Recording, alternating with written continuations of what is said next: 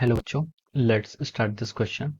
So this question says, the magnitude of the velocity of projection being fixed, how does the range of a projectile depends upon its angle of projection?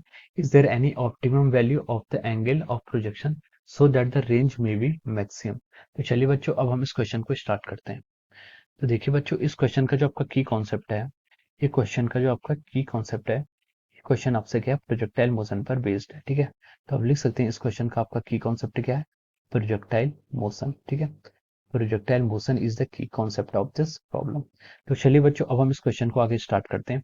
तो उसने बोला है कि the magnitude of velocity of projection being fixed, velocity of projection का जो आपका magnitude है, अगर हम एंगल जो आपका है, the magnitude of velocity of projection being fixed. ठीक है, तो आपकी जो वेलोसिटी ऑफ प्रोजेक्शन है उसका मैग्नीट्यूड अगर हम फिक्स कर देते हैं, how does the range of a projectile depends upon the angle of projection?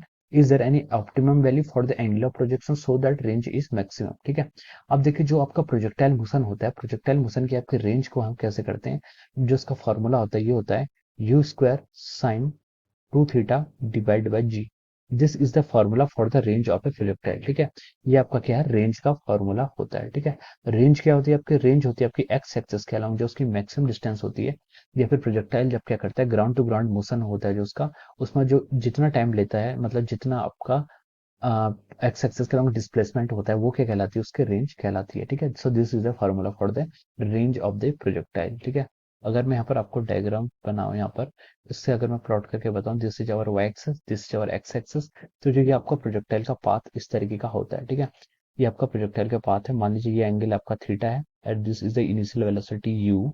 तो ये आपकी क्या होती है, जो मैक्सिमम डिस्टेंस होती है along x axis, this is called range of the projectile. ठीक है, अब रेंज का फॉर्मूला ये होता है। अब उसने हमसे पूछा, बोला है कि magnitude of velocity of projection with fix. ठीक है, आपने यहाँ पर क्या कर लिया, यू को क्या कर लिया, कांस्टेंट कर लिया, इसे आपने फिक्स कर दिया। ठीक है, और आपने देखिए जी आपका जो होता है, जी आपका पहले ही ऑलरेडी क्या होता है, यूनिवर्सल, ये क्या आपका जी है जो आपका एक्सेलरेशन ड्यू टू ग्रेविटी है, और इसका मैग्नीट्यूड भी आपका रहता है, कांस्टेंट रहता है 9.8 मीटर पर सेकंड स्क्वायर। ठीक है, अब आपकी जो रेंज है वो किस पर डिपेंड करेगी, यू स्क्वायर कांस्टेंट है, जी कांस्टेंट है, रेंज आपकी साइन टू थीटा पर डिपेंड करती है। ठीक है, तो उसने बोला कि is there any value for the angle of projection so that range is maximum, range आपकी मैक्सिमम हो, ऐसा कुछ हो सकता है? तो देखिए आर आपका क्या होता है, यू स्क्वायर अपॉन जी, ये टर्म आपकी क्या होगी, कांस्टेंट होगी। अब बचा के आपका साइन टू थीटा पर डिपेंडेंसी बची है। ठीक है, अब देखिए साइन थीटा के कोई भी, साइन थीटा की जो आपकी मैक्सिमम वैल्यू होती है, साइन थीटा का अगर हम ग्राफ प्लॉट करें, तो जो साइन थीटा की मैक्सिमम वैल्यू होती है आपकी -1 से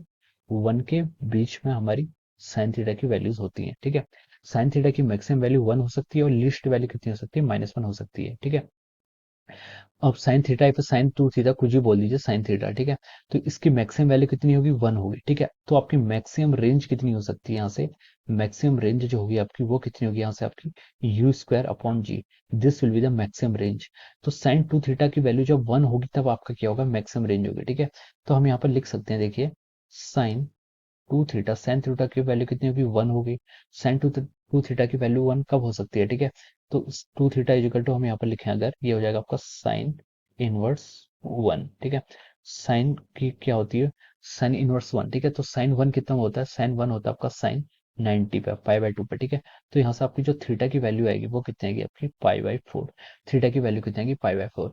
अगर हम थीटा को 45 डिग्री, अगर ये आपका जो एंगल है थीटा, अगर हम यहाँ पर क्या करें, इसको 45 डिग्री से क्या करें, प्रोजेक्ट करें, तो जो उसकी रेंज होगी वो क्या हो जाएगी आपकी, यहाँ पर ऐसे मैक्सिमम हो जाएगी। ठीक है, सो उसने क्वेश्चन में यही पूछा था, is there any value for the angle of projection so that range में बी मैक्सिमम? सो हम लिख सकते हैं for maximum range, for maximum range theta should be, theta कितना हो जाए आपका 45 degree, theta should be pi radian और 45 डिग्री। ठीक है, तो आपका थीटा क्या होना चाहिए, आपका 45 डिग्री या फिर पाई/4 रेडियन होना चाहिए। ठीक है, so this is the answer of this question.